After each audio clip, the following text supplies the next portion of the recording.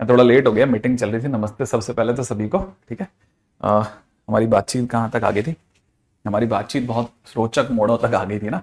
तो हाँ, क्योंकि ये जो सामने दिख रहा है उस पर मत जाना। रोचक मोड़ जिंदाबाद। और आज तो तू सोकर के आया? नहीं आया ना? सच क्या? आया ना? वैसे तो तू तू सोए वगैरह आ जाता है। ठीक है, बस किसी तरह आ जाता है तू। तो मेरे को यहाँ से पता चलता रहता है। मैंने कहा यार ये आज फिर सोए बगैर आ गया। नहीं, फिर तेरे से कुछ भी पूछो ना तो वो ठीक है।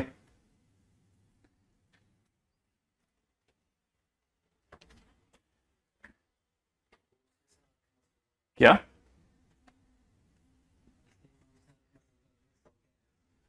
अच्छा, नहीं नहीं, ये नहीं, इसके चेहरे पे चमक है, आंखें एकदम साफ दिख रही है।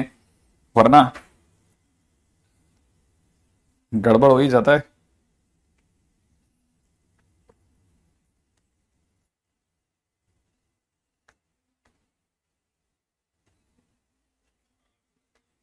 हम्म।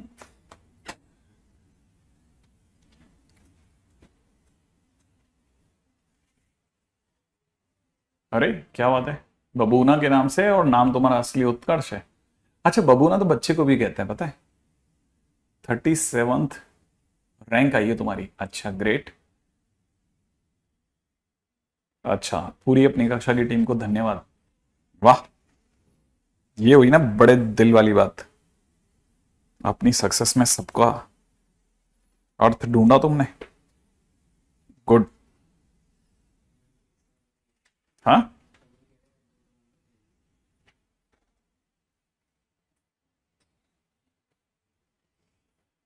आज ट्यूसडे को पता चल गया था तुम कैसे दिखते हो।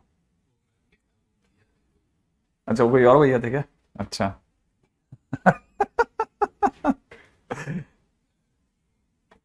हाँ, ये कैसे?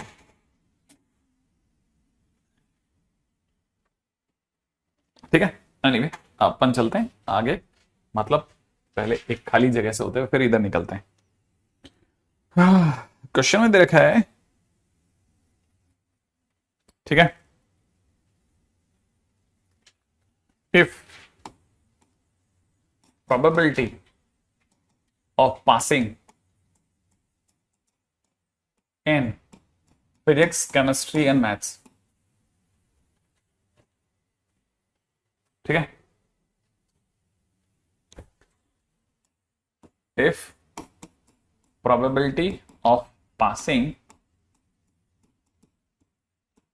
in physics, chemistry, and maths is small p, small c, and small m.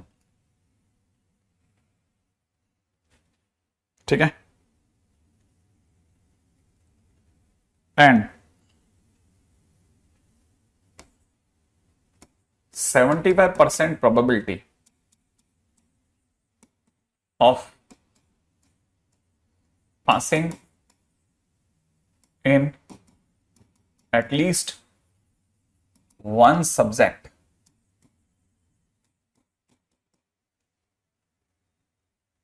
ठीक है। 50% probability in passing at least two subjects. Two subjects.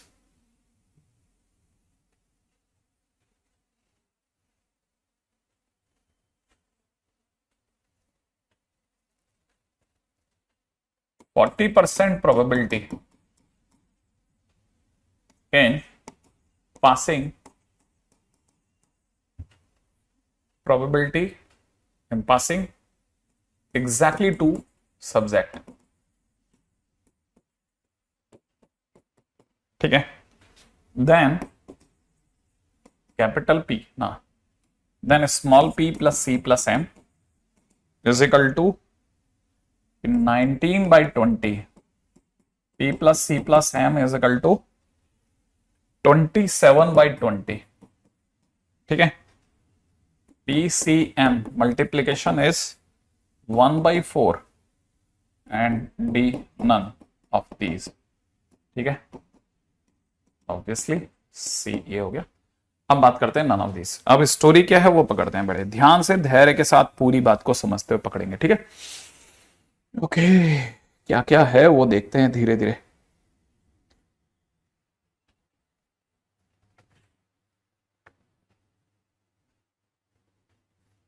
ठीक है, बहुत अच्छा, बिल्कुल मैं समझ गया था वो तो, उत्कर्ष बिल्कुल समझ गया था मैं।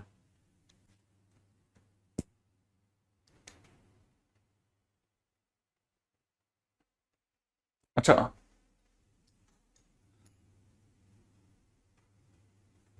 अब क्वेश्चन क्या दे रखा है? क्वेश्चन दे रखा है कि कम से कम एक सब्जेक्ट में पास होने की प्रोबेबिलिटी। कम से कम एक सब्जेक्ट का मतलब क्या, जो पहली लाइन लिखी है ना 75%, उसका मतलब होता है कम से कम का मतलब होता है सबके बीच में यूनियन। इसका मतलब P union B union, P union C union है। तो मतलब ये total this is at least one subject, ठीक है, एटलीस्ट वन सब्जेक्ट।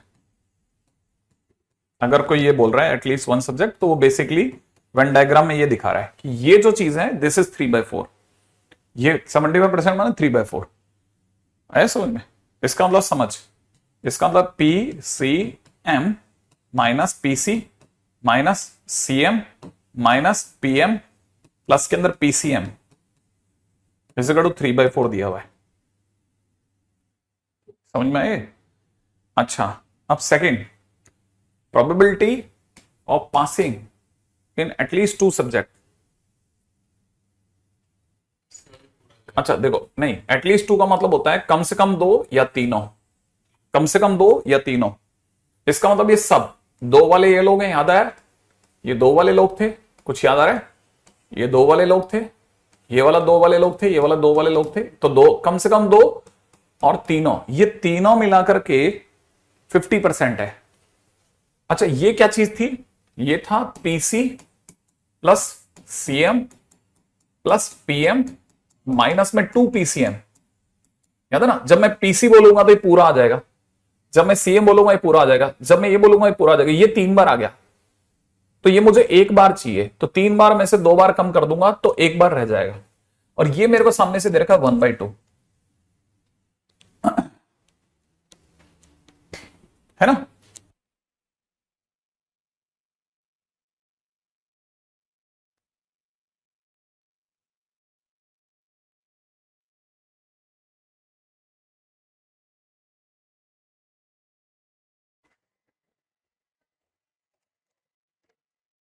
अच्छा, नेक्स्ट, अब दे रखा 40% प्रोबेबिलिटी है इन पासिंग इन एग्जैक्टली 2 सब्जेक्ट।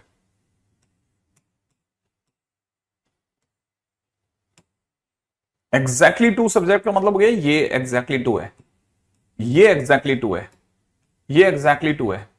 इसका मतलब सामने वाले ने PC plus CM plus PM ये करा होगा, तो ये सारे आगे हुए, उसमें से बीच वाला नहीं चाहिए, बिल्कुल नहीं चाहिए। तो ये 3 बार आ रहा था, तो इसे माइनस में 3 पीसीएम कर दिया। ये वाली वैल्यू दे रखी है 4/10 माने 2/5, 40%, ठीक है ना? अब जैसे ही हमारे को ये चीज यहां तक पकड़ में आ जाएगी ना, इन 3 से हमारे को अपने ऑप्शंस खोलने। अब मेरे को इन 3 से अपने ऑप्शन अपलोडेड है, अच्छा ठीक है, प्रोबेबिलिटी की शीट अपलोडेड है भाई, अपलोडेड है, ऐसा नहीं है अपलोडेड नहीं हो, ठीक है ना? अब यहां अपने को दिमाग लगाना पड़ेगा कि यार क्या किया जाए, अपने को यहां से कैसे जाए आगे। क्या किया जाए बताइए आप सब। इसके बाद व्हाट नेक्स्ट, अपन कर क्या सकते हैं यहां के बाद?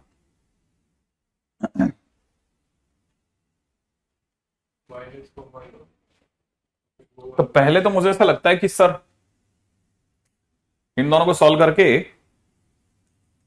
जैसे मेरा फेवरेट क्या होगा, मैं तो इसमें से घटाना चाहूंगा, लेकिन ना घटाएंगे तो भी इशू नहीं है ना, घटाएंगे तो मजा क्या आएगा, घटाते तो सब कट जाएगा, है ना?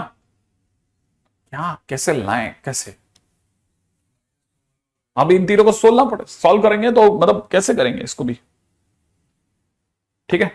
माइनस कॉमन ले लू यहां से, माइनस कॉमन भी ले लिया तो पीसी प्लस सीएम प्लस ये माइनस का पीसीएम रह जाएगा। अब यहां तो ये एक काम करो, पहले तो पहले तो एक काम करो, इसको घटा दो, घटा दिया ये प्लस का हो जाएगा, तो यहां से रह जाएगा पीसीएम इजिकल टू में 1/2 माइनस 2/5, ठीक है ना। 50 माइनस 40 10%, 10% माने 1/10, ठीक है ना।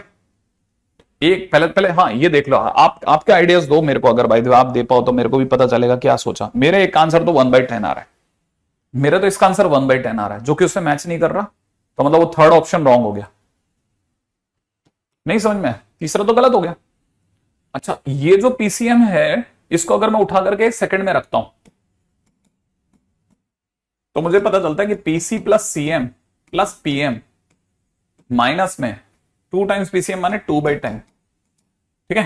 2/10 इजिकल में 1/2, तो ये देखो ये 50%, ये 20%, 20/100 20%, 20% उधर जाएगा तो 70%, 50 ये हो गया ना, 50 ये उधर आकर के 20, 50 और 20 70%, तो यहां से हो जाएगा पीसी प्लस में सीएम प्लस में पीएम इजिकल में 7/10 70%। ये पकड़ में गया है ना। अब हमारे को क्या चाहिए, पीसीएम, ये अब फर्स्ट से चल रहा हूं, फर्स्ट इसको ले रहा हूं, ठीक है।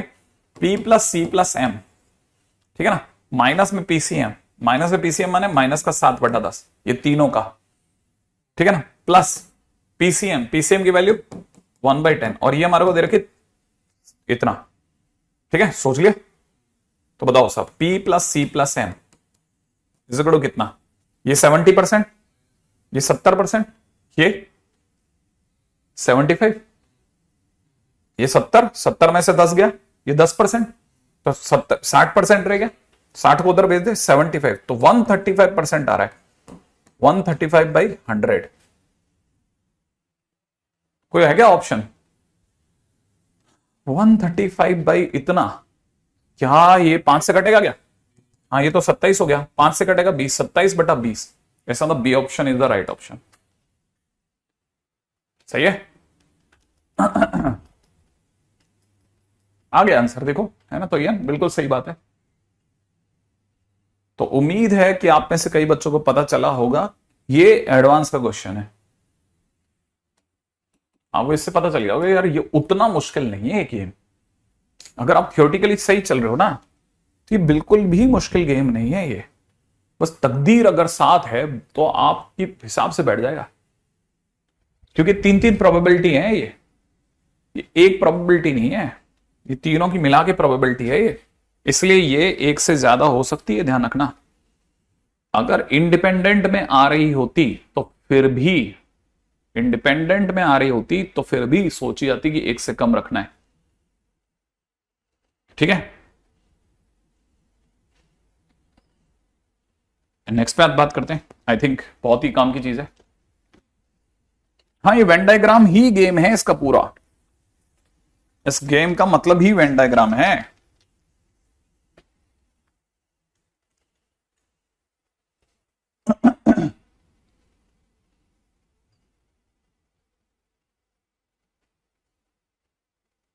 ठीक है, अच्छा नेक्स्ट पे आ जाते हैं।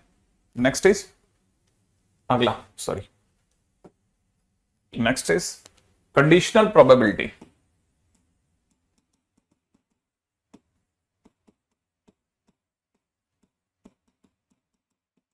ठीक है, कंडीशन ऑफ प्रोबेबिलिटी, ठीक है। अब देखो ये कंडीशन प्रोबेबिलिटी क्या है, एक के होने के बाद, एक चीज के होने के बाद दूसरे के होने के क्या चांस है, ठीक है ना। तो ये क्या है ना, इट टॉक्स, है ना, about happening of A when B has already, ठीक है, already happened। अगर बाय द वे B अगर हो चुकी है ना, तो उसके बाद, उसके होने के बाद A के क्या चांसेस है, B के होने के बाद A के क्या चांसेस है। अच्छा, B के होने के बाद A के क्या चांसेस है, अब यहां से एक और बात सोचो, देखो खुद ही सोचोगे तो क्लिक कर जाएगा। बी के होने के बाद में किसी भी ए के जाने के चांसेस की अगर अपन बात करते हैं ना, इसका मतलब बी और ए कहीं इंटरकनेक्टेड है। आप सोचो ना, अगर कोई इंटरकनेक्टेड ही नहीं होगा, माने अगर आपस में जुड़े हुए ही नहीं है, तो फिर इसके होने का उस पर क्या असर है? समझ में आया भाई? अगर अगर बाय द वे कोई ये कह रहा है कि इसके बी के होने के बाद ए के क्या चांस है, इसका तो बी और ए आपस में जुड़े हुए होंगे ना कहीं। अगर जुड़े हुए हैं तभी तो पूछ रहा है, अगर कनेक्टेड ही नहीं है तो फिर क्यों पूछेगा? फिर तो क्या प्रोबेबिलिटी है ना। तो ये बात समझने की मतलब, इसका मतलब ये कि A and B are connected, means they have something common. अगर हो सकता है दोनों के बीच में, हो सकता है दोनों के बीच में, ठीक है ना। हाँ, रिलेटेड विच ईच अदर, कोई तो लिंक है। सही बात है, कोई तो लिंक है दोनों के बीच में, कुछ तो कॉमन है, समथिंग, कुछ तो कनेक्शन है ऐसा जो है। तो अब यहां पे क्या है ना, इस अब तीसरी बात, ठीक है ना। So conditional probability, so conditional probability is represented by P A by B और P B by A, ठीक है ना। Fourth, P A by B is read, माने इसे पढ़ते कैसे हैं, ठीक है, read as probability of A when B has occurred। B के होने के बाद एक ही की प्रोबेबिलिटी है, या ठीक है ना, probability of A when B is given, ठीक है, या फिर जब बी दिया जाए तो उसके बाद में ए के होने के क्या चांसेस हैं, ठीक है। अच्छा, यहां पे भी बात सही है कि अगर ऐसा पढ़ते हैं। अच्छा, अब आप समझ गए होंगे इसका मतलब, सर मैं समझ गया कि अगर कल को कोई पी बी बाई ए दे रहा है तो इसका मतलब तो है कि probability of happening of B है ना, व्हेन ए हैज अकर्ड, ठीक है। जब ये पहले से ही हो गई हो, ये बात समझ में आई, तो अपने को यहां तक की भी बात पकड़ में आ जानी चाहिए। अच्छा, अगर ये वाली बातें सही है तो फिर दिमाग लगाते हैं कि अच्छा, अब मुद्दे पे आ जाते हैं कि भाई कहानी क्या है। इसका मतलब ये कि कहानी ये है कि अगर किसी ने probability of A by B बोली, ठीक है, तो हम सेट बी में जितने भी नंबर थे, सेट बी में जितने भी एलिमेंट्स थे, तो उन नंबर ऑफ एलिमेंट्स में से उनको चुन के ला रहे हैं जो ए और बी दोनों में कॉमन है, क्योंकि बी के होने के बाद में ए के होने के चांसेस, तो बी हो चुका है, माने उसके सारे नंबर ऑफ एलिमेंट्स आ चुके हैं मेरे पास में। अभी now I am thinking about, या फिर now I am looking for those favourable events जिसमें ए और बी दोनों साथ में थे, क्योंकि बी हो चुका है, ठीक है ना। तो अब मैं उनको ढूंढ रहा हूं, और अगर मैं उनको ढूंढ रहा हूं तो मैंने क्या किया, इसमें एन ए इंटरसेक्शन बी में एन एस का भाग लगाया, नीचे की तरफ एन बी में एन एस का भाग लगाया, और जैसे ही मैंने भाग लगाया मुझे पता चला अरे ये तो पी बी बन गया और ये पी ए इंटरसेक्शन बी बन गया।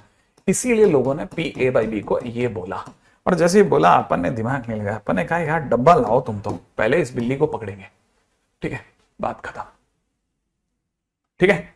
अच्छा, और अगर पी बी बाई ये पूछता तो, हाँ, similarly I can say, similarly अगर आपने पी बी बाई ए पूछा होता तो पहले ए बीत जाती, तो पी बी हो जाता, पी ए हो जाता, और फिर उसमें मैं कॉमन पार्ट ढूंढ लेता ए और बी का। एक और डब्बा। अच्छा, ये एग्जैक्टली ये है कंडीशनल प्रोबेबिलिटी।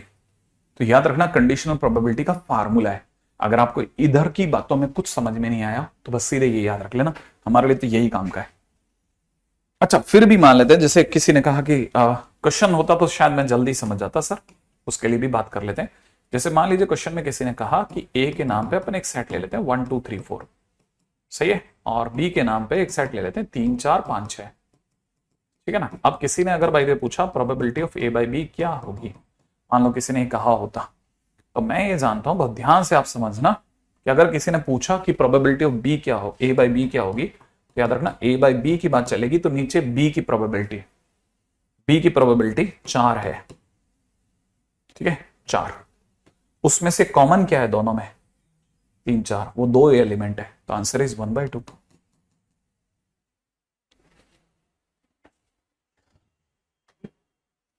4 में से 2 चीजें कॉमन हैं, 4 में से 2 चीजें कॉमन हैं, बी में 4 है। ओके, अच्छा अगर सर मान लीजिए जैसे क्वेश्चन के अंदर यहां पे, तो चलो सर मैं समझा, ऐसा नहीं होकर के ऐसा होता, ए के नाम पे सर 1 2 3 4 ही होता, और सर बी के नाम पे अगर सर 3 4 5 6 7 होता, और फिर मेरे से कोई पूछता कि probability of A by B और probability of B by A बताओ, फिर क्या करते सर अपन। मैंने कहा जैसे तैने पूछा होता probability of A by B, तो मैं समझता बी पहले बीतेगा क्योंकि बी नीचे, तो बी के चांसेस 5 और कॉमन पार्ट इज 2। अगर किसी ने पूछा होता कि probability of B by A बताओ सर, तो पहले ए बीतेगा, तो उसके चांसेस 4 और कॉमन पार्ट इज 2।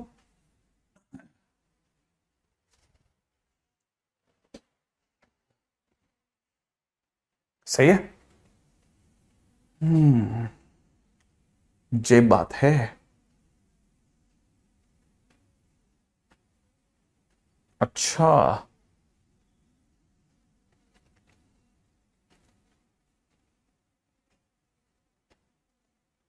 अच्छा अच्छा, चलो ठीक है सर, बात हो गई, आगे बढ़ जाते हैं नेक्स्ट। ठीक है, क्वेश्चन में कैसे दे दिया, ए इज इक्वल टू में even number on first dice out of two dices, ठीक है, and B is equal to में sum 8, find P A by B and P B by A, बताओ भाई, है ना। यार इसका क्या तरीका था, ये वाला, नहीं नहीं नहीं नहीं नहीं नहीं, टाइमर नहीं चाहिए बेटे, टाइमर नहीं चाहिए, टाइमर नहीं चाहिए, इसको हटाओ, इसको वापस लाओ, नहीं नहीं नहीं ये नहीं चाहिए, इसको कैसे हटाते हैं, ठीक है हो गया। Probability of A by B और बी बाई ए बताओ, ओके ठीक है। अच्छा अब जैसे मान लीजिए क्वेश्चन के अंदर ऐसा दे दिया, तो कैसे सोचना है जरा देखिएगा। पहली चीज तो मैं ये समझ गया कि ए के नाम पे सामने वाला मुझसे 2 1 2 2 2 3 2 4 2 5 2 6 की बात कर रहा है, साथ में 4 1 4 2 4 3 4 4 4 5 4 6 की बात कर रहा है, साथ में वो मुझसे 6 1 6 2 6 3 6 4 6 5 और 6 6 की बात कर रहा है। नाउ अब क्या चाहता है, first question is probability of A by B, सही है। अच्छा सम 8 आने की क्या प्रोबेबिलिटी है, सम 8 आने के क्या चांसेस, सम 8 के कितने होते हैं, 13 बटा समथिंग, सही है, नहीं 13 माइनस 8, याद है ना, बटा 36, यही है। और ये कितने लोग हैं, इसके चांसेस 18 बटा 36, सही है, तो 18 बटा 5 आंसर हो गया, सही है। अच्छा अगर किसी ने पूछा होता सेकंड कि प्रोबेबिलिटी ऑफ बी बाई बताओ सर, तो मतलब हमारे पास में फार्मूले में पी ए नीचे आता, तो ए के चांसेस हो गए 18 बटा 36, भाई ए माने इसके होने के चांसेस 18 बटा 36, और बी का हो जाएगा 13 माइनस 8 बटा 36, तो अब की बार आंसर हो जाएगा 5 बटा 18, सही है, 5 बटा 18, 13 माइनस 8 किया है,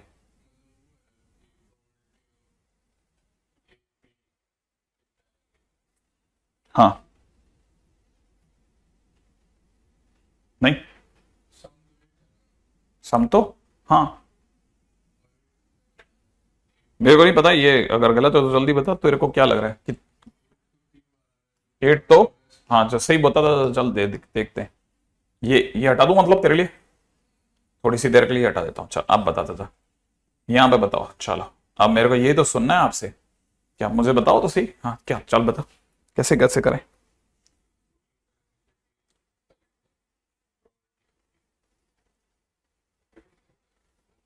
देख इतना तो कंफर्म है कि प्रोबेबिलिटी ऑफ बी बी की बात करेंगे ना, तो बी मैंने सम 8 का आना, सम 8 मतलब 5/36। इसको तो बना के रख लेता हूं, ठीक है। अब ऊपर मुझे कॉमन पार्ट चाहिए, माने मेरे को ए की प्रोबेबिलिटी नहीं चाहिए, ए और बी में कॉमन पार्ट। अब बी क्या चीज है ना, पहले बी जब तक बी आंखों में नहीं दिखेगा ना तब तक पकड़ में नहीं आएगा। बी क्या क्या है, बी है 2 6 6 2, और क्या है, 4 4 4 3 5 5 3, ये तो है। सम 8 इन्हीं में तो आ रहा है। अब ये बी के होने की प्रोबेबिलिटी 5/36। अब ऊपर चाहिए कॉमन, ए और बी में कॉमन, इनमें क्या क्या कॉमन है, कितने पोर्शन कॉमन है भाई। 2 6 इसमें है, ये रहा, और 4 4 है इसमें, हाँ है। 6 6 6 2 है या नहीं है, ये दोनों है या नहीं, 3 5 5 3 नहीं है, तो मतलब कॉमन पार्ट कितने हुए, 3। तो यहां पे मैं लिखूंगा 3/36। अब सही होगा क्वेश्चन, आंसर आ गया 3/5। अब ठीक है। अच्छा अब जल्दी यहां सोचना, अब P B by A formula क्या कहता है, नीचे क्या होना चाहिए, पी ए, नीचे क्या होना चाहिए, पी ए। तो ए के होने की प्रोबेबिलिटी 18/36, हाँ या ना। हमारा कॉमन पार्ट क्या है, ए और बी का कॉमन कितने, 3, तो यहां हो जाएगा 3/36। 36 से 36 काट दूं, इसका आंसर बोलो, सोच ले। हाँ हाँ, कितना मेरे को क्या लिखना है बता, 1/6 लिख दूं, बुक करूं, 1/6 बुक कर दूं, पक्का सही है ना, कुछ गलती तो नहीं है। ए के होने पर, ए हो चुका है, ए के आने पर सम के 8 का आना, सम 8 का आना। अब बिल्कुल सही है, सभी का बराबर जा रहा है, कोई कंफ्यूजन, 1/6। अब डन डन डन, ओके। अब बराबर बोले ना, थोड़ा तो चला ना चमक, अरे सही जा रहे हो तो उसमें क्या गलत, ठीक है। नेक्स्ट, ग्रेट, चलो अभी आपने थोड़ा दिमाग लगाया, ठीक है। क्वेश्चन है अपने पास में अगला, मस्त क्वेश्चन, बहुत मस्त क्वेश्चन है इसके। आपको कंडीशनल प्रोबेबिलिटी में बहुत अच्छे अच्छे सिंपल सिंपल क्वेश्चन से स्टार्ट करते हैं, ठीक है। क्वेश्चन कहता है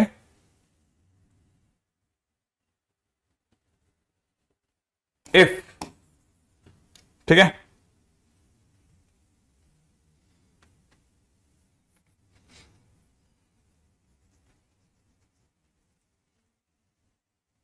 four comes at first dice,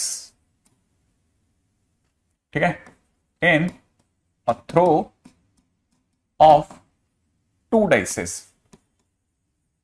ठीक है। फाइंड प्रोबेबिलिटी ऑफ कमिंग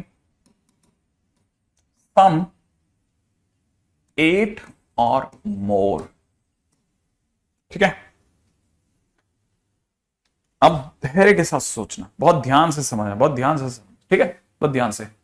अगर 2 डाइसेस की थ्रो पर पहले पे 4 आता है, ये पहले पे 4 आता है, तो सम के 8 आने की क्या प्रोबेबिलिटी है, माने पहले एक घटना हो चुकी है, उसके बाद में ये होने की क्या प्रोबेबिलिटी है, समझ में आया। पहले एक इवेंट हो चुकी है, क्या इवेंट क्या है, पहले डाइस पे सम का 4 आना, नहीं पहले डाइसेस पे 4 आना, पहले पे 4 आना इज 1 इवेंट, एक पहली इवेंट हो चुकी है। अब उसके बाद में सेकंड के होने के क्या चांसेस है, क्वेश्चन ये है, ठीक है ना। तो बेसिकली ए अगर देखा जाए तो ए है 4 at first dice, 4 at first dice, पहली डाइस पे 4 के आते ही आपको पता चल जाएगा 4 1 4 2 4 3 4 4, ठीक है ना, और 4 5, ये मेरे पास में इवेंट हो गए, ठीक है ना, 4 6।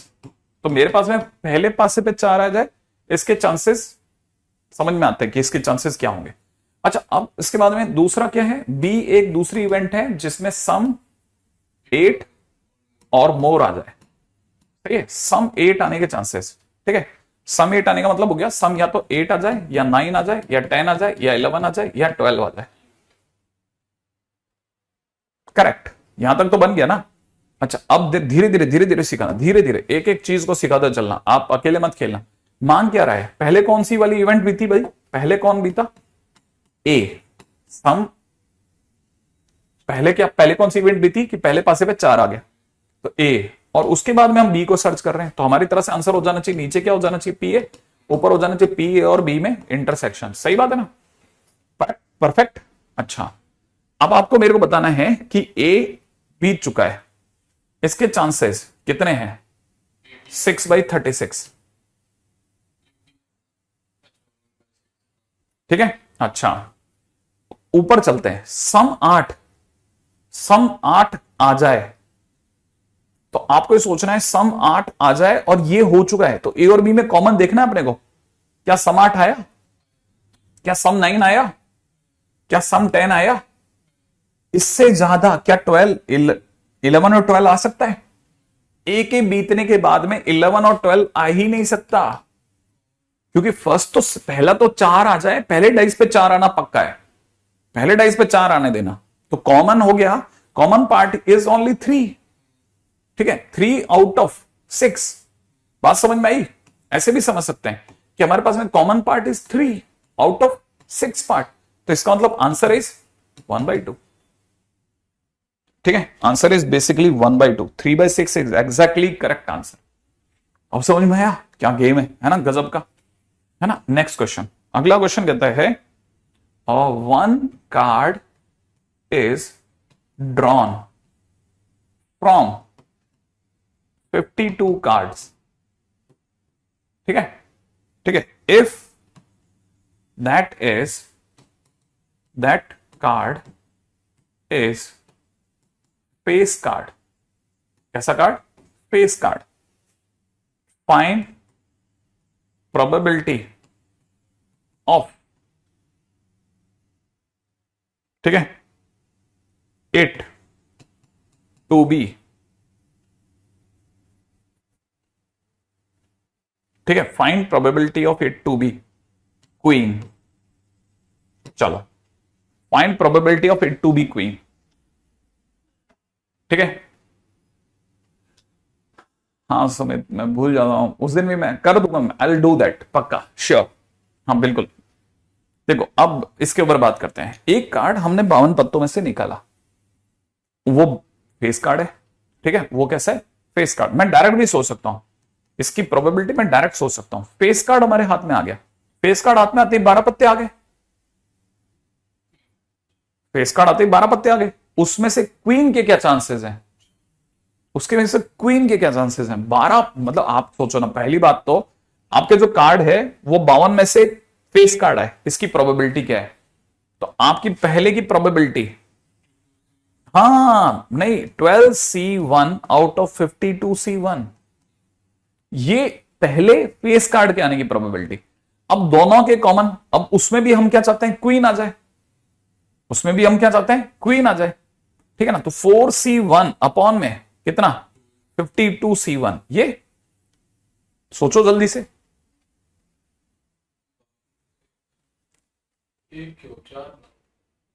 आराम से सोच के जवाब दो कि क्या आंसर आना चाहिए। क्वीन कितनी है, 4 होती है ना, तो 4 में से कोई एक क्वीन आ जाए, नहीं पकड़ में आया,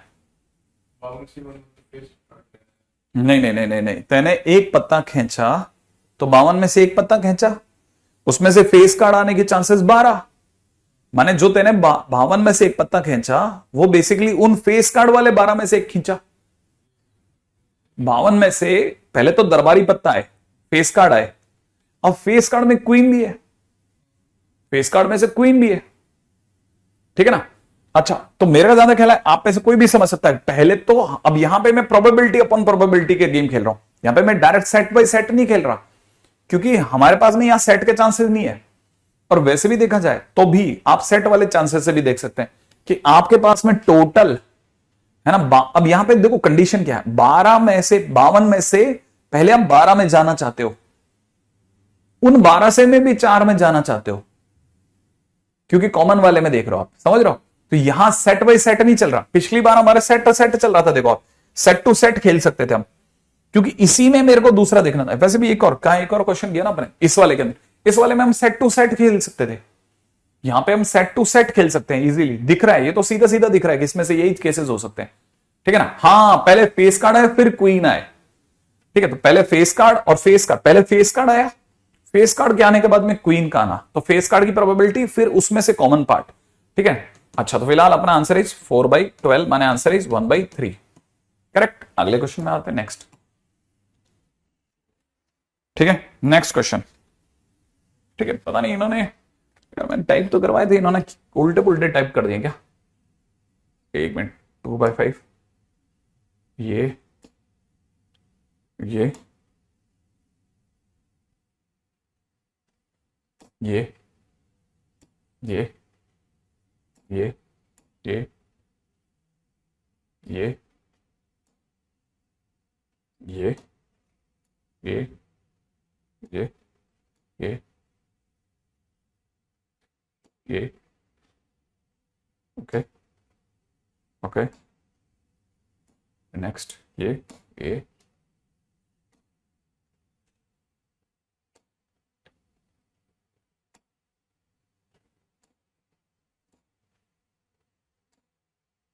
हमारे पास में है कहाँ ओके, इन्होंने लिखा ही नहीं है, ओके, मतलब सही, अपन सही खेल रहे हैं, जो क्वेश्चन सोच रहे हैं वो है ही नहीं अभी तक।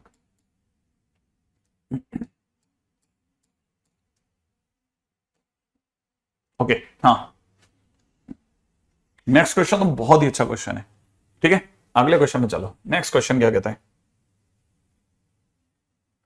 अ class has 45% student with brown hair and 25% student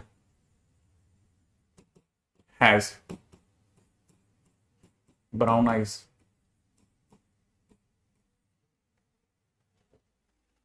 ठीक है, 15% has brown hair and brown eyes, both, ठीक है।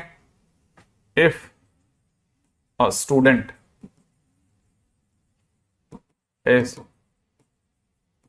randomly selected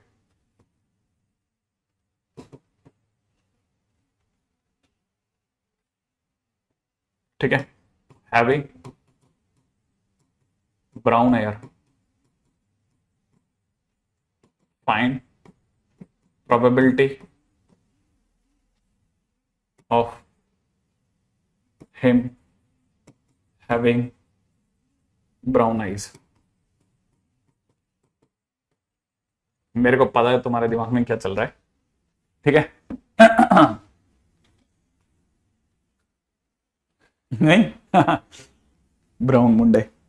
अच्छा, अब जरा देखिएगा क्वेश्चन के अंदर साहब, एक क्लास है उसके अंदर जो 45% स्टूडेंट है उनके भूरे बाल हैं और 25% स्टूडेंट्स की भूरी आंखें हैं, 15% स्टूडेंट ऐसे हैं जिनकी भूरे बाल भूरी आंखें दोनों हैं, ठीक है। तो अगर एक स्टूडेंट को रैंडमली सिलेक्ट करा जाता है जिसके ऑलरेडी भूरे बाल हैं तो उसके भूरी आंखें होने की क्या चांसेस है, ठीक है ना। तो अब देख लेते हैं भाई, अब ऑब्वियस सी बात है, सीधी सी, ये सीधा गणित है, सीधा गणित।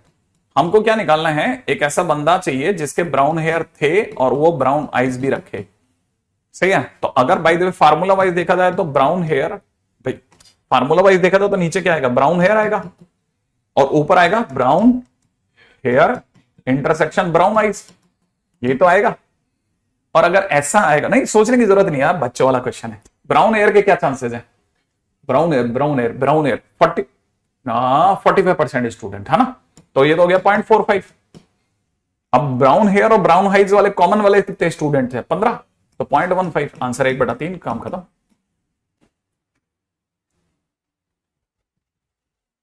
अरे इतना चिल्लर क्वेश्चन, हाँ, अब इतना बड़ा दिखता है, हाँ देख, अब आपको पता ही नहीं है तो आपको तो रस कोई भी ले लेगा ना, आपको पता ही, तो बस क्वेश्चन खत्म हो गया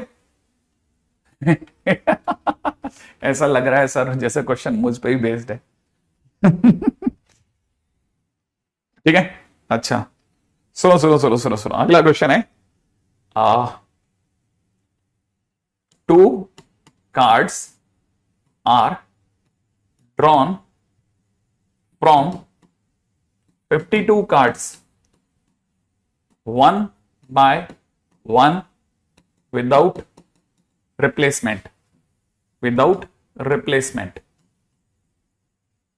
ठीक है ना, two cards are drawn from 52 cards without one by one, without replacement. ठीक है ना, if first card is king, find probability of second card also being king, question mark. अगर बाय द वे एक एक करके दो पत्ते निकाले जाते हैं, ठीक है, बड़े ध्यान से बहुत ध्यान से सुनना, क्या क्वेश्चन कर रहा है, दो कार्ड्स निकाले जाते हैं एक एक करके, ठीक है, एक एक करके बिना रिप्लेसमेंट के, तो दूसरे पत्ते के राजा होने के क्या चांस है, दूसरे पत्ते के राजा होने के क्या चांस है, बताओ। इतना सिंपल क्वेश्चन है, इतना स्ट्रेट क्वेश्चन है, सोचो बस। दो कार्ड निकाले जा रहे हैं एक एक करके बिना रिप्लेसमेंट के, अगर पहला पत्ता राजा है तो दूसरे पत्ते के राजा होने के क्या चांस है।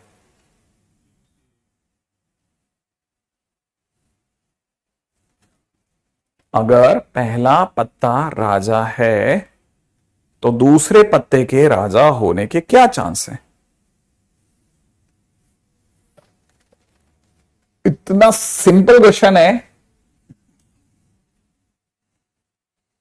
देखो 2 मिनट सोचो पहले धैर्य से, बार बार पकड़ो। दो कार्ड निकाले जा रहे हैं एक एक करके, अगर पहला पत्ता राजा है तो दूसरे पत्ते के राजा होने के क्या चांस है। नहीं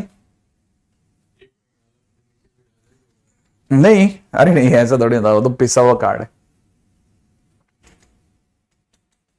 पहला पत्ता राजा है तो दूसरे पत्ते के राजा होने की चांस क्या है। 3/4, 1/51, 51/52, 3/4। आराम से आराम से आराम से सोचो, आराम से सोचो।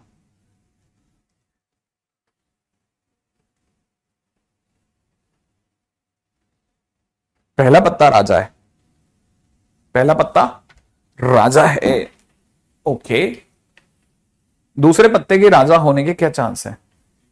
लॉजिकली सोचो तो एक लाइन का भी नहीं है यार क्वेश्चन, मतलब देख के मैं यहीं से यूं ही बता सकते हैं आप। पहला पत्ता राजा है ना, तो दूसरे पत्ते के राजा होने के क्या चांस है। हाँ 1/, नहीं ऐसा नहीं, तुक्का नहीं मारना। कैसे सोच रहा है वो बता। एक तो निकल गया, वो तो कंफर्म निकल गया कि वो राजा है। हाँ तो दूसरे पत्ते के राजा होने की क्या चांस है। एक पहला तो राजा है, पहले पत्ते के राजा होने के चांस 4/52। पहले पत्ता के राजा होने के चांस कितने, 4/52 है। दूसरे पत्ते के राजा होने के क्या चांस है, वो क्या सोचना है। पहला पत्ता तो कंफर्म है 4/52। हाँ तो दूसरे पत्ते के राजा होने के क्या चांस है, 3/51। सही बात है ना। वही तो, अब उसने क्या बोला कि find the probability second card also being king. पहला पत्ता राजा है, उसके चांस 4/52, और दूसरे पत्ते के राजा होने के चांसेस 3/51। बात खत्म। अच्छा अब किसी ने कहा सर इस बार तो आपने कंडीशन प्रोबेबिलिटी लगाई नहीं। हाँ, अरे तो सोचो, अगर 4/52 नहीं आता, अगर 4/52 नहीं आता तो 3/51 कहां से आता। क्या मेरी बात समझे या नहीं। ये बात समझ में आई आपको। अगर ऐसा नहीं होता तो दूसरा कैसे आता। सोचो लॉजिकली यार, ये तो अलग ही चीज है। एग्जैक्टली बहुत अलग चीज है। आप सोचोगे तो दिख जाएगा आपको। नहीं पकड़ में आया। पहला पत्ता 4/, अच्छा मान ले अगर पहला पत्ता राजा नहीं होता, ठीक है ना। तो दूसरे पत्ते के राजा होने के क्या चांस होते? 4/51। अगर पहला पत्ता राजा नहीं होता तो दूसरे पत्ते के राजा होने के क्या चांस होते? 4/51, 4/51। नहीं समझ में आया? हाँ, अब 51 में से 4 तो चांस है, यहां पे 51 में से 3 चांस है इसके। पहला पत्ता राजा था इसीलिए तो 3/51 है।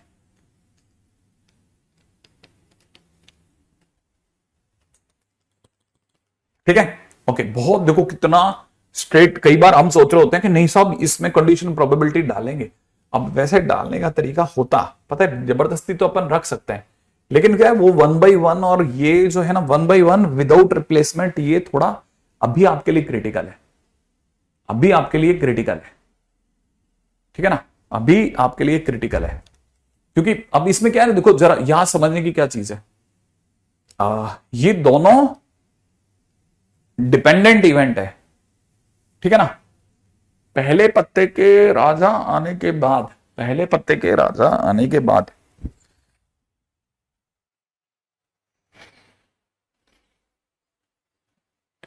इसमें क्या इंटरसेक्शन ढूंढ पाना बड़ा मुश्किल है, इसीलिए इसको इंटरसेक्शन वाले तरीके से करना तो बहुत ही गजब की घटना हो जाएगी। ठीक है, अच्छा क्या फिलहाल 4 कार्ड कहां से आया? कहां लिखा 4 कार्ड? कौन सा 4 कार्ड? किंग के कितने कार्ड होते हैं? 4, वहां से आया।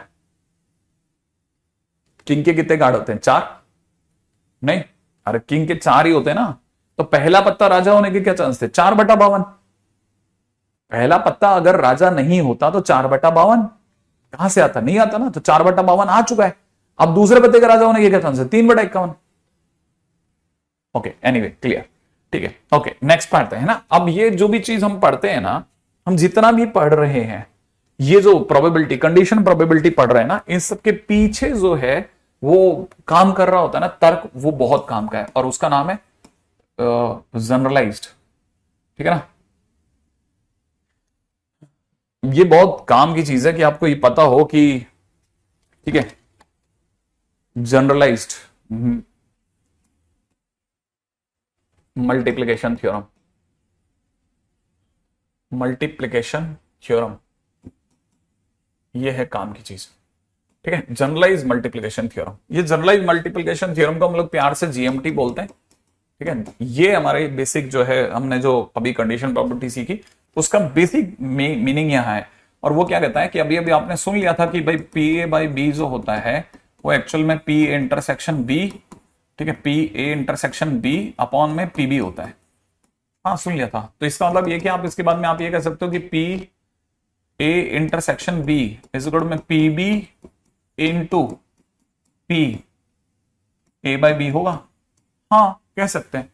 या दूसरी बात ये कि अगर आपको किसी ने कह दिया कि पी बी बाई ए जो होता है ना, वो आपने सुना था कि वो basically P B by A का मतलब होता है ए का होना, और ए के होने के चांसेस हो जाएंगे पी ए, और पी ए के होने पर पी ए बाई बी का निकलना इज द आंसर। तो अगर किसी को जरूरत पड़े तो क्या हम इसको क्रॉस मल्टीप्लाई कर सकते हैं? P A intersection B is good में पी ए इंटू में पी बी बाई ए, ऐसा बोल सकते हैं? हाँ बोल सकते हैं, क्या प्रॉब्लम है? ठीक है ना। अब कई बच्चों के दिमाग में आता है सर फिर तो पी ए बाई बी का तो भाई सर, ठीक है ना। अब देखो कईयों के दिमाग में आता है कि ये प्रायिकता की गुणन प्रमेय है ना बेटा, प्रत्यक्ष। अब देखो ये देखोगे तो इसको समझो, पी ए इंटरसेक्शन भी लिखा है तो इसका मतलब देखो P A into P B by A. कईयों के दिमाग में सर दोनों ही फार्मूले क्या? हाँ डिपेंड करता है पहले कौन सी इवेंट हुई है। अगर ये वाला फार्मूला तो तब यूज करना जब बी पहले हुई है, ये वाला फार्मूला तब यूज करना जब ए पहले हुई। तो आपके लिए तो बहुत ही सिंपल है, दोनों ही फार्मूले बराबर। ये इसमें कर क्या रहे हैं? मल्टीप्लाई कर रहे हैं। तो देखो अब जरा इसे पढ़ेंगे कैसे। देखो किसी ने पूछा पी ए इंटरसेक्शन बी, तो हम बोलेंगे पी ए इंटरसेक्शन बी का मतलब ए हो जाए, पहले तो ए हो जाए उसके चांस, फिर ए के होने पर बी के होने के चांसेस, फिर ए के होने पर बी के होने के चांसेस, या फिर बी हो जाए और बी के होने पर ए के होने के चांसेस। हम इसे दोनों तरीके से देखते हैं। ठीक, तो पहली दो चीजें तो सबसे पहले आप ये पकड़ लो कि इसका मीनिंग ये है, राइट है। सबसे पहले तो ये वाली बात। अब इसके बाद में बढ़ते हैं आगे।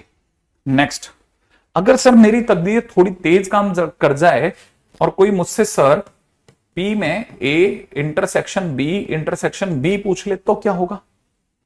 ठीक है ना। अगर किसी ने पूछ ली कि एबीसी तीनों के होने के चांसेस क्या होंगे, तो मैं उसे कहूंगा कि एक एक करके चलते हैं। पहले ए हो, ठीक है ना, फिर ए के होने पर, ठीक है ना, फिर ए के होने पर बी हो जाए, यही ना, बड़े ध्यान से सोचना। पहले ए हो जाए, फिर ए के होने पर बी हो जाए, फिर ए और बी दोनों के होने पर, क्योंकि अब ए और बी दोनों हो चुके हैं, ए और बी दोनों के होने पे सी हो जाए। अच्छा ठीक है, तो सर यही फार्मूला है। मैंने कहा नहीं, अब इसे सॉल्व कर सकते हैं। कैसे? इसको ऐसा लिख सकते हैं, P A, P B by A का मतलब होता है नीचे पी ए और ऊपर होता है पी ए इंटरसेक्शन बी।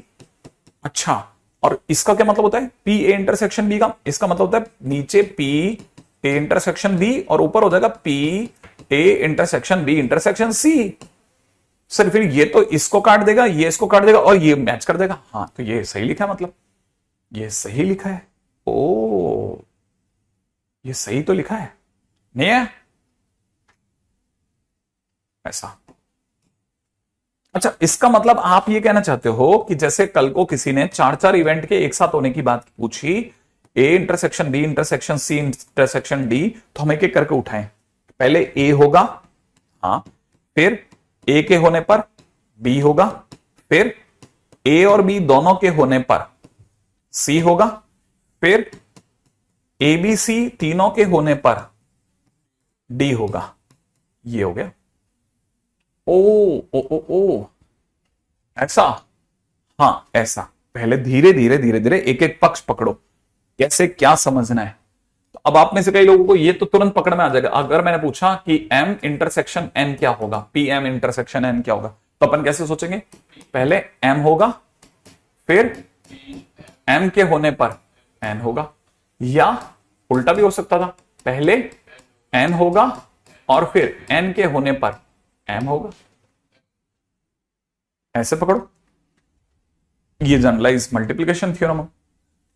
ठीक है, तो पहले तो सबसे पहले सबसे बेसिक पे चल लो कि हाँ ये चीजें मेरे पकड़ में आ गई। नेक्स्ट,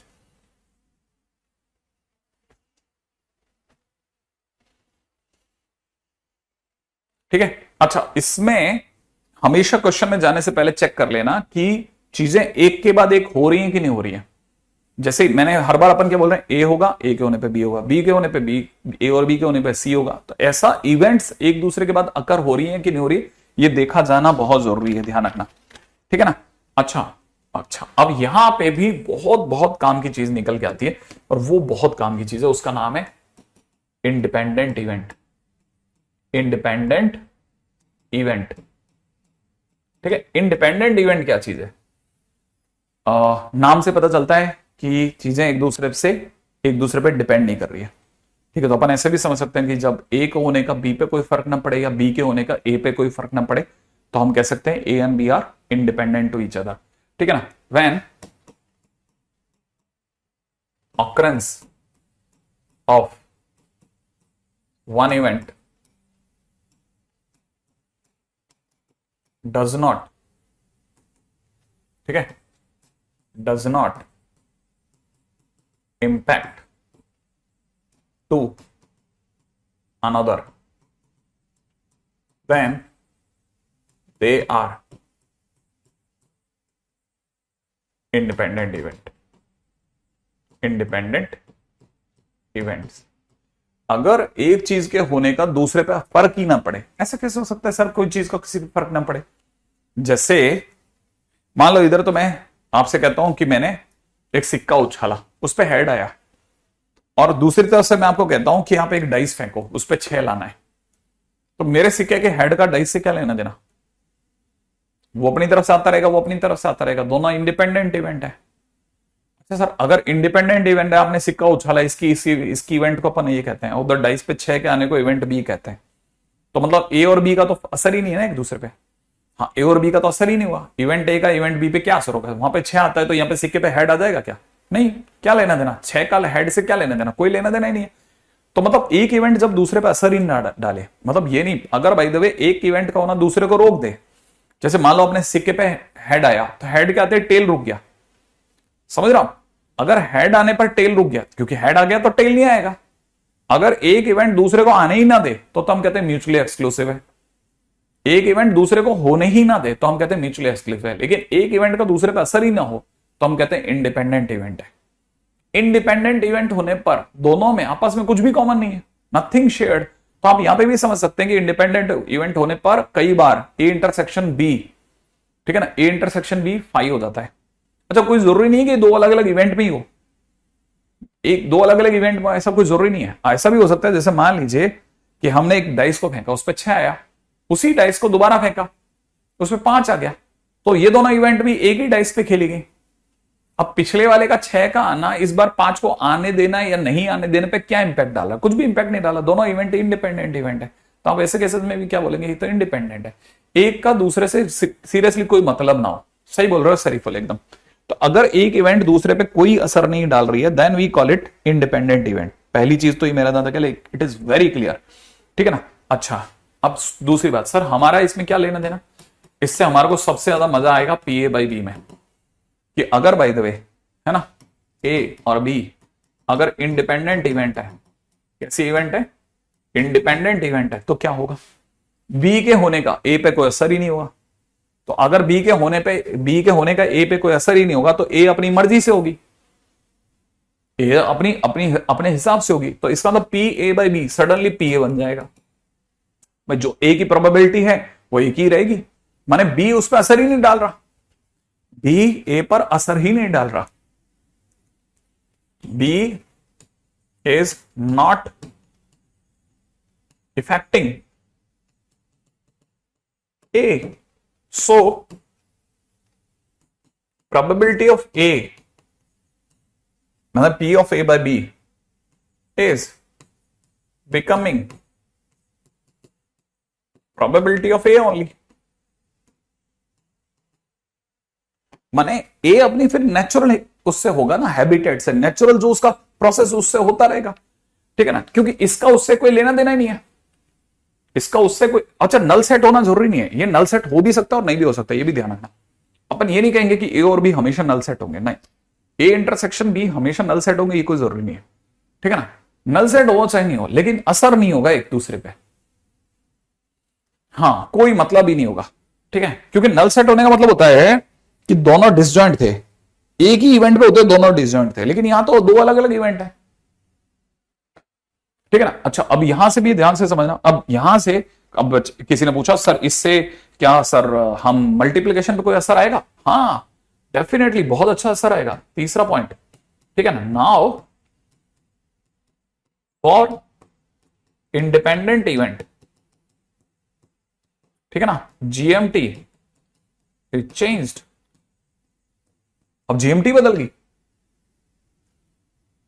ठीक है, अब जीएमटी बदल गई। कैसे बदल गई जीएमटी? अब तक जनरलाइज मल्टीप्लिकेशन थ्योरम हमारे को ये कहती थी कि अगर by the way A intersection B है तो ए होगा, पहले तो अपन ये लिखते थे ना, क्या लिखते थे कि ए होगा और फिर लिखते थे ए के होने पर बी होगा, लेकिन ए और बी अगर इंडिपेंडेंट हैं तो फिर पी ए तो पी ए ही रह गया, और फिर ए के होने पे बी के प्रोबेबिलिटी पे कोई असर नहीं हुआ, जो बी है वो अपने नेचुरल तरीके से हुआ जिसकी प्रोबेबिलिटी बी ही थी। तो now it is P A into P B. अच्छा, अब ये P A into P B हो गया, एग्जैक्टली हाँ, क्योंकि ये तो ये बन गया। अच्छा अच्छा अच्छा अच्छा अच्छा अच्छा अच्छा, अब यहां सर मेरे दिमाग में एक और बात आ गई। अगर ऐसा है और फिर मैंने अगर आपसे पूछ लिया कि अगर P A intersection B intersection C क्या होगा, तो आपने बताया था कि सर ये पी ए होगा, फिर ए के होने पे बी का होना, फिर आपने कहा था ए और बी दोनों के होने पर सी का होना। लेकिन अगर by the way A B C तीनों इंडिपेंडेंट हैं तो पी ए हो गया, ए के होने का बी पे कोई असर नहीं है, वो पीबी ही बना, वो तो नॉर्मल बी का जो प्रोसेस था उसमें चला गया, और ए और बी का सी पे कोई असर नहीं था तो वो तो अपनी प्रोबेबिलिटी से आया। तो क्या मैं इसको ऐसे भी सोच सकता हूं? हाँ 100% ऐसा सोचना है। अब हमारी सारी कहानियां बदल गई इंडिपेंडेंट का नाम सुनते ही। अब तक बिना इंडिपेंडेंट के ऐसा था, इंडिपेंडेंट होने पे ऐसा होगा। अच्छा, फिर लोगों के दिमाग में और नई बातें हैं, लोगों ने कहा ना इसमें मजा नहीं। मैं तेरे को एक और मस्त बात बताता हूं। लोगों ने कहा क्या कि यार तेरे को याद है कि तैने सुना था पी ए यूनियन बी जो था है ना, वो था P A plus P B minus में पी ए इंटरसेक्शन बी। हाँ सुना था। अगर ए और बी अगर इंडिपेंडेंट है तो अब से ठीक है ना, P A intersection P A union B क्या हो गया, सोच, पीए हो गया, पीबी हो गया, और ये अगर इंडिपेंडेंट इवेंट है तो ये पीए इंटू पीबी हो गया। ओ, ये तो कहानी बिल्कुल चेंज हो गई। हाँ, ये पूरी तरह से चेंज हो गई। इंडिपेंडेंट इवेंट बहुत बड़ी खुली हवा लेके आया कि रुको रुको रुको, हमारी तरफ से सब बदलो।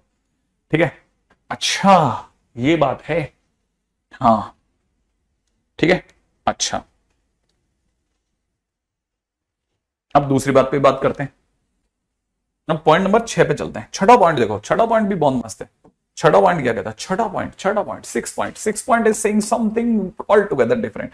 उसने कहा कि तुम बहुत इस पे बात कर रहे हो कि ए और बी इंडिपेंडेंट है, यही पे चल रहा है ना तुम्हारा दिमाग। हाँ, तो फिर ये सोचो, ए अगर बी इंडिपेंडेंट है then happening of A happening of B पे कोई असर नहीं डाल रही। हैपनिंग ऑफ ए ठीक है, not make impact on happening of B मतलब ए के होने का बी पे कोई असर नहीं है। अगर ए के होने का बी पे कोई असर नहीं है तो फिर सर ए के नहीं होने का मतलब ए और बी अगर इंडिपेंडेंट है तो ए डैश और बी भी इंडिपेंडेंट हो गए, और मैं तो कहता हूं ए और बी डैश भी इंडिपेंडेंट हो गए, और मैं तो कहता हूं ए डैश और बी डैश भी इंडिपेंडेंट हो गए। ये क्या लिख दिया, ये क्या चीज है सर। मैंने कहा देख, ए और बी इंडिपेंडेंट है, इसका मतलब ए का बी पे, ए के होने का बी पे, बी के होने पे कोई असर नहीं। यहां तक तो समझ में आता है ना। अरे तुम्हें आता है? हाँ, अगर बाय द वे ए और बी इंडिपेंडेंट है, इसका क्या मतलब समझते हैं अपन, यही तो समझते हैं ना कि ए के होने का बी के होने पर कोई असर नहीं है। सही है ना, ए के होने का बी के होने पे कोई असर नहीं है, तो इसका मतलब ए के नहीं होने का भी बी के होने पे कोई असर नहीं है। ए और बी का कोई लेना देना ही नहीं है यार। तो ए के होने, ए के नहीं होने, बी के होने, बी के नहीं होने, ए के नहीं होने और बी के नहीं होने, किसी का किसी पे कोई असर ही नहीं है, आपस में सब अलग है। नहीं आया समझ में? मेरे घर में चाय बनती है, दूसरे के घर में दूध उबलता है, इसका क्या लेना देना आपस में। उसके घर में चाय बनती है नहीं बनती है, मेरे घर में दूध उबलता है नहीं उबलता है, इन दोनों इंडिपेंडेंट इवेंट है यार। बिल्कुल एकदम सारी कहानी बदल गई। नहीं समझ में आया? सारी कहानी इंडिपेंडेंट होगी भाई। क्या होता है ना, कई बार बच्चा ये सोचता है कि सर ने तो यही बोला था, इस पे कैसे खेल गए, इस पे क्यों नहीं खेलेंगे यार, हम तो हर उस जगह खेलेंगे जब तू नहीं था। हाँ बिल्कुल सही बात है, होने की डिपेंडेंसी नहीं है तो नहीं होने की भी डिपेंडेंसी खत्म हो गई भाई, सब तरह की डिपेंडेंसी खत्म हो गई, अब खेल ही बिगड़ गया। देखो कितनी छोटी बात है, लेकिन पता है ना, पता चलता है कि अगर हमने इस पे बात नहीं करी होती, ठीक है ना, ठीक है, अगर हमने इस पे बात नहीं करी होती तो क्वेश्चन तो भाई बहुत बुरी तरह बिगड़ते। हाँ, क्योंकि हम कर रहे हैं इसलिए कर रहे हैं, है ना। अच्छा अच्छा अच्छा अच्छा अच्छा अच्छा अच्छा अच्छा अच्छा अच्छा अच्छा अच्छा, अब सपोज करो, है ना, point number 7, A1 A2 A3 डैडर AN, ये सब क्या है, इंडिपेंडेंट इवेंट है। ठीक है, थोड़ा बात बढ़ाते हैं। ठीक है, और क्वेश्चन में किसी ने पूछा कि probability of happening none of them. अब आया मजा, probability of happening none of them. अगर मान लीजिए किसी ने कहा कि हमें इनमें से किसी की प्रोबेबिलिटी नहीं चाहिए, कुछ नहीं होना चाहिए, होना ही नहीं चाहिए, इनमें से कोई किसी के नहीं होने की प्रोबेबिलिटी बताओ। इसका मतलब सामने वाला क्या पूछ रहा था, मेरे साथ पढ़ो, आप मेरे साथ पढ़ो, क्या कह रहा है कि इनमें से कुछ भी नहीं हो रहा, माने A1 नहीं हो रहा, और हिंदी वाला और एंड, ठीक है, A2 भी नहीं हो रहा, और A3 भी नहीं होना चाहिए, और A4 भी नहीं होना चाहिए, डैडरेश AN भी नहीं होना चाहिए। सही बात है ना, इनमें से कुछ भी नहीं चाहिए हमें। अगर हमें इनमें से कुछ भी नहीं चाहिए और ये सब इंडिपेंडेंट है तो ये सब भी इंडिपेंडेंट है, और ये सब अगर इंडिपेंडेंट है तो मैं इसकी जगह लिखूंगा it is equal to PA1 bar into में PA2 बार प्लस इंटू में PA3 बार, क्योंकि सब इंडिपेंडेंट है तो सब गुणा में चले जाएंगे AN बार। ये तो लिखूंगा। और जैसे ही मैंने ये लिखा तो it is equal to 1 minus P1, 1 minus P2, 1 minus P3, ठीक है, dash dash 1 minus Pn। I expect कि आप समझ गए, ठीक है। अच्छा, अब जैसे मान लीजिए किसी ने कहा कि नहीं नहीं नहीं नहीं नहीं नहीं, हमने ऐसा नहीं बोला, ठीक है, हमने तो ये मांगा था कि प्रोबेबिलिटी ऑफ हैपनिंग, ठीक है ना, एटलीस्ट वन ऑफ देम, इनमें से कम किसी एक की प्रोबेबिलिटी तो हो यार। अब जैसे ही उसने एटलीस्ट बोला, अब एटलीस्ट बोलते दिमाग में चलेगा यार एटलीस्ट कैसे करते थे, एटलीस्ट कैसे लाते थे, एटलीस्ट कैसे लाते थे। अब याद रखना एटलीस्ट वन ऑफ देम। अब आपको ये खेल आना चाहिए, ये खेल नहीं आया तो आएगा ही नहीं मजा, ये खेल आना चाहिए, आपको पता होना चाहिए ये एटलीस्ट वन शब्द जो है ना, ये यूनियन की निशानी है। मैं बार बार बोलता हूं, अब आप पहली बार इसको गहराई से सीख रहे हो कि A1 union A2 union A3 union dash AN union. अच्छा चलो सर मान लेते हैं ये बात सही है, इसका हम क्या करें। मैंने कहा देख, कहीं तेने सुना था कि PA फिजिकल टू में, अच्छा ये भी नहीं, ऐसे नहीं, A union B is equal to में, ठीक है।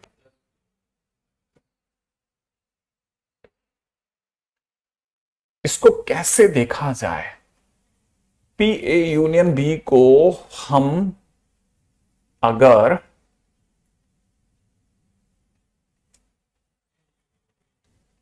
नहीं, मैं वैसे नहीं सोचना चाह रहा, मैं इसको एटलीस्ट वन ऑफ देम, इसको मैं कैसे देखना चाह रहा हूं, इनमें से कम एक का तो होना। मैंने सही तो सोचा है क्वेश्चन में या मैं गलत सोच रहा हूं।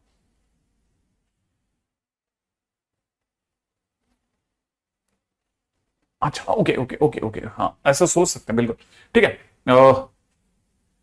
ए और बी में से किसी एक का होना, ठीक है। क्या ये 1 माइनस P ए का नहीं होना और बी के नहीं होने के बराबर है क्या, क्वेश्चन।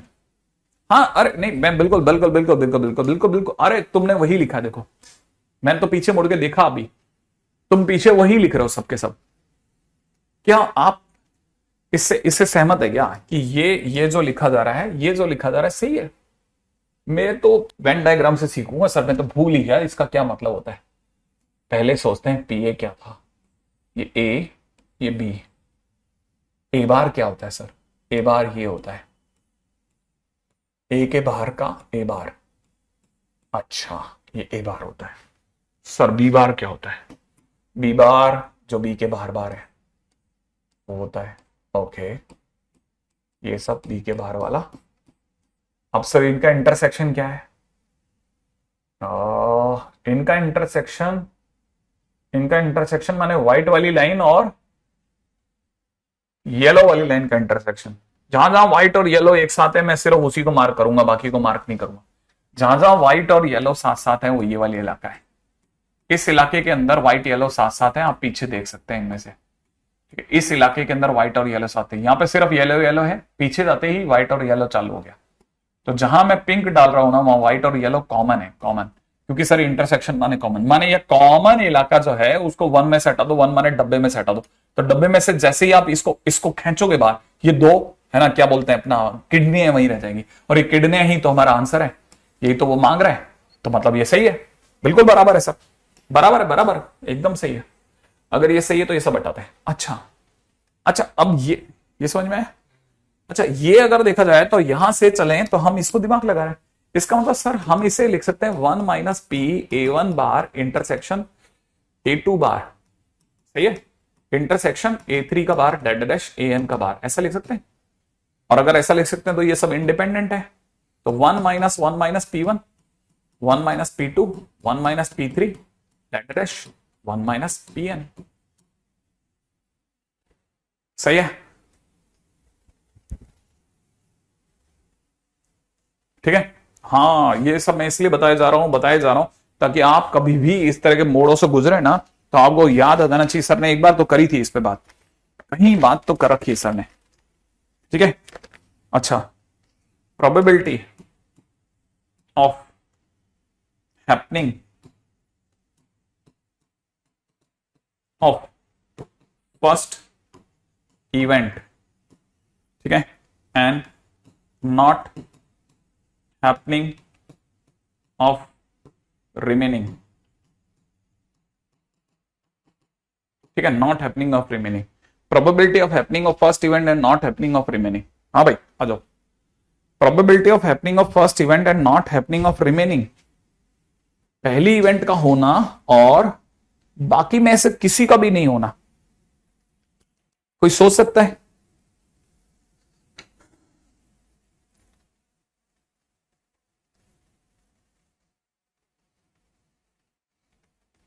दिमाग में आता है?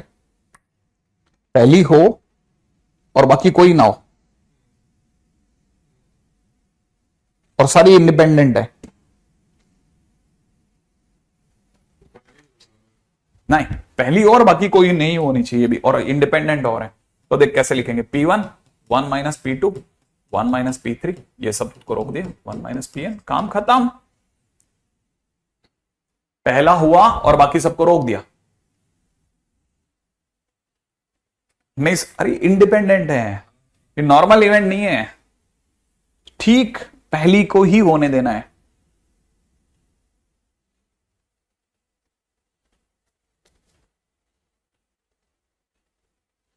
राइट है? चल, अब जिनको ये समझ में आया, थोड़ा बहुत आ गया, वो आगे बढ़ो बस।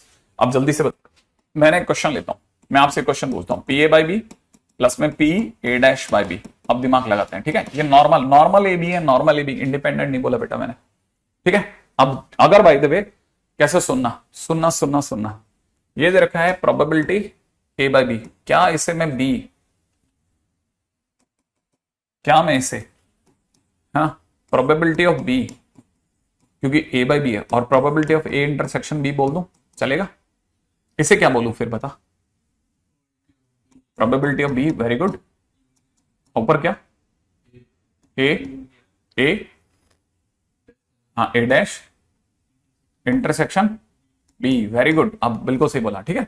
अब सुनना सुनना सुनना, वेन डायग्राम में आता है, ये ए है बेटा, ये बी है, पहले बता ए डैश दिख रहा है, ए डैश होते ही मैं ए को छोड़ के मार्क कर दूं सब जगह, देख ले सही कर रहा हूं मैं, ए को छोड़ दिया मैंने, आया ना। अब मुझे इसको किसके साथ इंटरसेक्ट करना है, बी के साथ, बी दिख रहा है बेटा, बी है ना, बी दिख रहा है ना, बी वाले पार्ट को मैं पहले कलर कर देता हूं, ठीक है, बी वाले पार्ट को मैं बी को कलर कर देता हूं, बी को, ये बी है ना, पूरा कर दिया कलर। अब बताओ व्हाइट और व्हाइट वाला पार्ट और पिंक वाला पार्ट एक साथ कहां है, दिख गया तेरे को?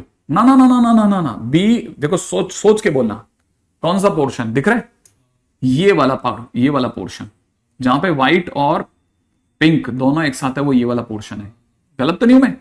माने ये इतना पोर्शन सही है, यहां तक बात सही है? Okay okay okay okay okay, यहां तक बराबर है, ठीक है। अच्छा,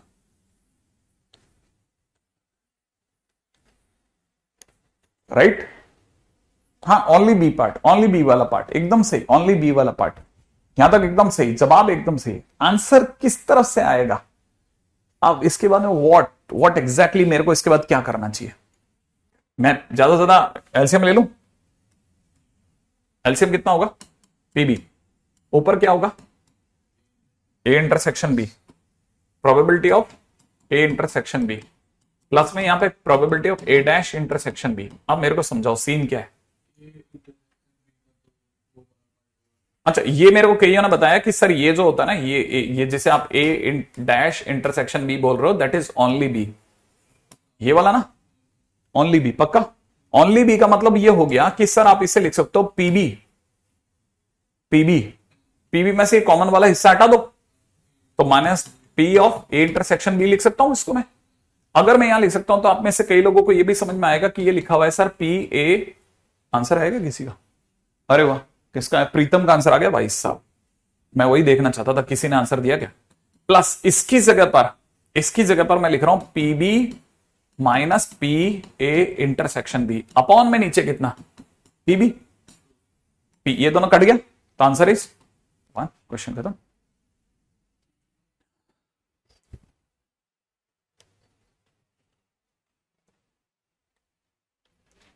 अभी भी नहीं आया? अरे तेरे को ये समझ में आएगी, है ना? हाँ, अब नहीं, मैंने फिर बोला ना, इंडिपेंडेंट नहीं लेना बेटा, इंडिपेंडेंट नहीं लेना गलती से भी, ठीक है? बिल्कुल भी इंडिपेंडेंट जब तक मैं नहीं बोलू ना तब तक नहीं लेना चल करके, ठीक है? अच्छा चलो, अब अगला क्वेश्चन सुनो, अगला क्वेश्चन, ठीक है? अगला क्वेश्चन इज समथिंग लाइक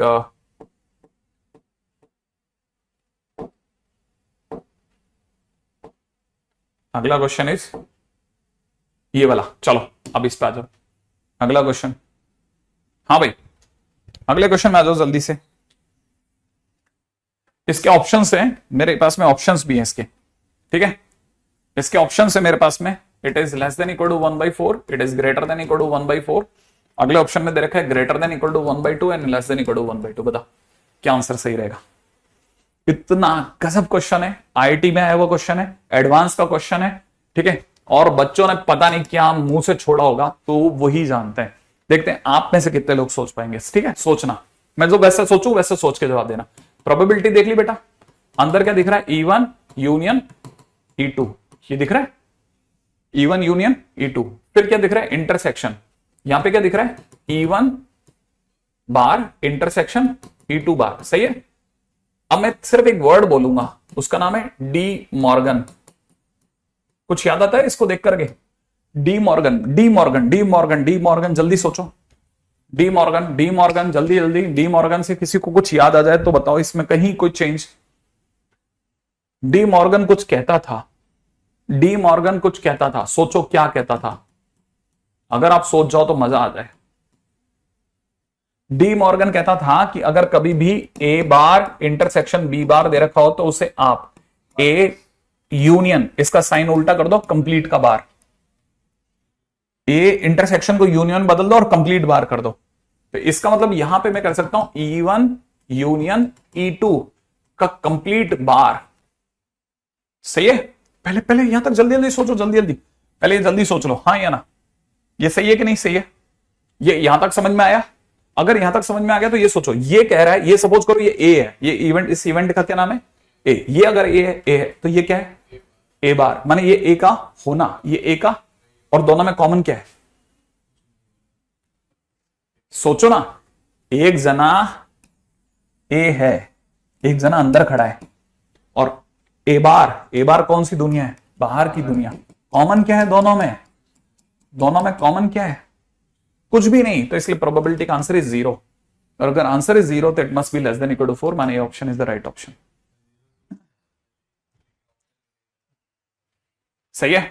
अब आप में से कई लोगों को क्लिक कर गया होगा, है ना? मस्त सोचो, एक डी मॉर्गन, आंसर 0, 0 तो 1/4 से लेस देन। अगले पे बढ़ जाओ, ठीक है? अगला क्या है? अगला क्वेश्चन, ठीक है? नेक्स्ट क्वेश्चन पे आ जाओ, next question, next question. Next question में एक बार मेरे को इसलिए देखना पड़ेगा क्योंकि ये इसमें हमने, है ना, मेरी राइटिंग से देख करके इन्होंने टाइप किया, तो कुछ भी उल्टा पुल्टा हो सकता है, ठीक है? खतरनाक राइटिंग। अच्छा गुड, तो ये E and F are two independent events, ठीक है? आगे लिख रखा है द क्वेश्चन में, the probability that the exactly one of the event occur, ठीक है? Exactly one of them occur is 11/25। रुको रुको रुको रुको रुको रुको, क्वेश्चन में पढ़ो। E और F अपने आप में कैसी इवेंट है बेटा? इंडिपेंडेंट, ठीक है? मैं मान लेता हूं कि E के होने की प्रोबेबिलिटी X है, क्या? और F के होने की प्रोबेबिलिटी कितनी है? Y, मान लो। अच्छा, अब ये क्या पढ़ना जरा, ये क्या कह रहा है? द प्रोबेबिलिटी कि ठीक उनमें से एक हो, ठीक उनमें से एक हो, माने X हो और Y ना हो, याद है ना? या Y हो X ना हो, की वैल्यू 11/25 है। इंडिपेंडेंट होते ही खेल बहुत प्यारा होता है। अब आप पढ़ो इसे, क्या आप इसको पढ़ पा रहे हो कि ये x + y - 2xy बराबर में 11/25 लिखा है? ये समझ में आता है? पहला काम खत्म। अब आगे पढ़ो, the probability that none of them occurring is, probability that none of them occurring. अब सेकंड पॉइंट को सुनो, ये फर्स्ट पॉइंट हो गया कि उनमें से कोई नहीं हो, प्रोबेबिलिटी कि उनमें से कोई नहीं हो, प्रोबेबिलिटी उनमें से कोई नहीं हो मतलब ना तो x हो और ना ही y हो। इसकी वैल्यू 2/25 है। इसकी वैल्यू कितनी है? 2/25। सही है? सॉल्व करना, 1 - x - y प्लस में कितना? xy बराबर में 2/25, करेक्ट है ना? तो आप में से किसी को एतराज नहीं हो तो x + y - xy बराबर में कितना 23/25। सही बात है। अच्छा अब ये और ये आपस में मिला के खेल सकते हैं अपन। इसको इसके नीचे लगा दूं, अगर मैं इसको इसके नीचे लगाता हूं तो x प्लस वाई माइनस का एक्स वाई बराबर में कितना 23/25। करेक्ट। माइनस कर दूं, माइनस कर दूं, माइनस की जगह प्लस कर दूं, माइनस कर दूं, ये दोनों कैंसिल आउट, ये दोनों कैंसिल आउट, फाइनली रह गया माइनस का एक्स वाई बराबर में कितना माइनस का 12/25। सोच ले जल्दी से बेटा। सही बात है। तो एक्स वाई बराबर में 12/25 हो गया। अगर एक्स वाई बराबर 12/25 हो गया तो यहां रखता हूं तो X plus Y is equal to कितना हो जाएगा 23/25। अच्छा पूछा क्या, रुको रुको रुको रुको, मैं जल्दबाजी में हूं। ठीक है, अब रुक जा रुक जा रुक जा रुको। अब यहां तक हमारे पास में आ गया, अब क्वेश्चन में चलता है। ठीक है, अब क्वेश्चन में सुनो, क्वेश्चन में यहां तक की बात हो चुकी है, आगे पढ़ो। अगर कहता है टी की प्रोबेबिलिटी अपने आप में ऐसी प्रोबेबिलिटी है जो कि किसी इवेंट टी को दिखाती है, तो पीई, देखा यहां हो गया ना इशू, पीई कॉमा पीएफ। अच्छा एक्स और वाई मांग रहा है, बताओ एक्स और वाई अलग अलग कैसे लाओगे, एक्स और वाई अलग अलग कैसे लाओगे, सोच के बताओ एक्स और वाई को अलग अलग कैसे लाओगे।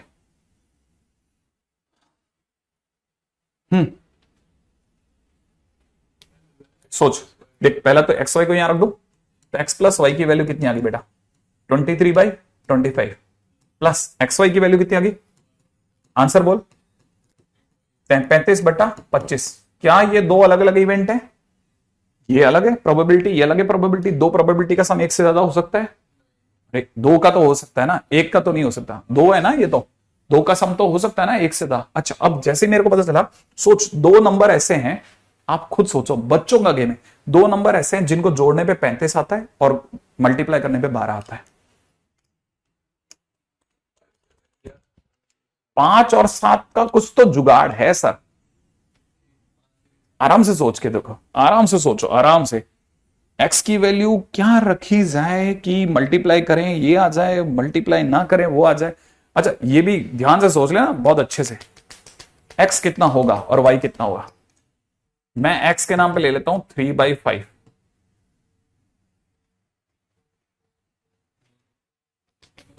नहीं और सोच। मैं क्यों सोचूं, मैं क्यों सोचूं, मैं तो ओ शाबाश है। अंडू करते ही तो ये वाला उड़ जाएगा, अंडू कर दिया ये वाला उड़ जाएगा। ठीक है, अंडू कर दिया तो ये वाला उड़ जाएगा। हाँ अब बोलो फिर भी आंसर उड़ जाएगा या वो उड़ जाएगा, दोनों में से कुछ एक पे तो जाएगा जाएगा सर। कौन सा ऐसा नंबर है जो जोड़ने पे 35 दे रहा है और मल्टीप्लाई करने पे 12/25 दे रहा है। लोग कह रहे हैं 3/5 4/5, लोग कह रहे हैं एक्स की वैल्यू 3/5 है, वाई की वैल्यू 4/5 है, या उल्टा भी कह सकते हैं, या उल्टा एक्स की वैल्यू 4/5 और वाई की वैल्यू 3/5। सही है। जरा सोचें, जरा सम करना, सम करते कितना आ रहा है 7/5। क्या 7/5 ही है, हाँ या ना, तो 7/5 तो आ रहा है। मल्टीप्लाई करना 12/25 आ रहा है, मस्त एकदम। ठीक है, यहां तक की बात सही है। कॉपी करके अंडू करें, नहीं कॉपी करने पे नहीं, देखें कॉपी में क्या दिख रहा है। अगर कॉपी करते हैं तो ओ कॉपी करने पे कुछ नहीं दिख रहा भाई। ठीक है, यूजलेस, ये हटता भी नहीं। चलो जाने दो, है ना, फिलहाल अगले पे चलते हैं अपन। अगला, हाँ भाई जल्दी आओ जल्दी, लास्ट के 2-4 मिनट जो भी है उनमें खत्म करते हैं। क्या मिल लग गया भाई, ये कह रहा है कि प्रोबेबिलिटी ये कह रहा है कि probability of X upon Y is equal to में 1/2 है। ये कह रहा है कि probability of Y by X is equal to में दे रखा है 1/3, और साथ में एक मस्त बात बोल रहे हैं कि एक्स इंटरसेक्शन वाई भी हमसे ले लो 1/6।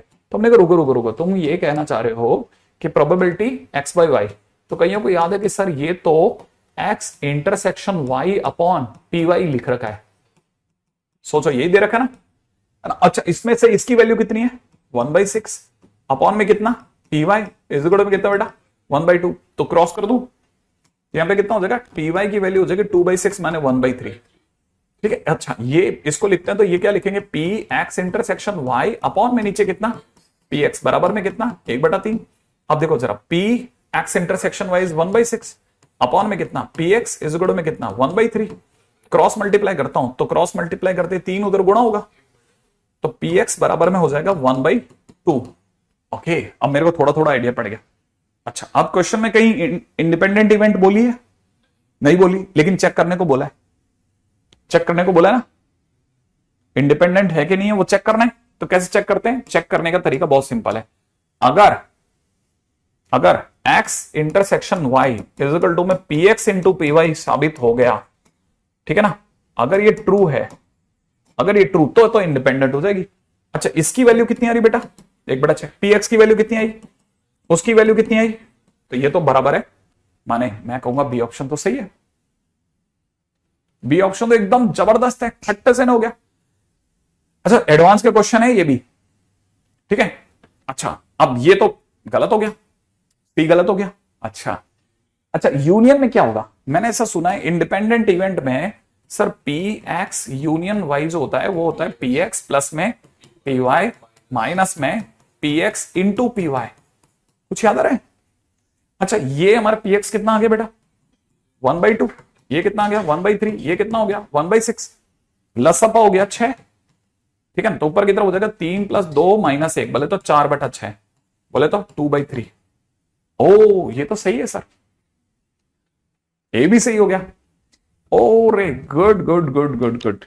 अच्छा सर, ये जो डी है, जो डी दे रखा है पी एक्स बार इंटरसेक्शन वाई, सर ये भी तो इंडिपेंडेंट होगी, तो इसको सर हम लिख सकते हैं पी एक्स बार इंटू में पी वाई। हाँ, क्यों नहीं लिख सकते सर? ये तो 1 - 1/2 हो गया, और पी वाई कितना हो गया? पी वाई हमारा कितना है? पी वाई 1/3 है सर, ये भी 1/6 हो रहा है, तो ये रॉन्ग हो गया।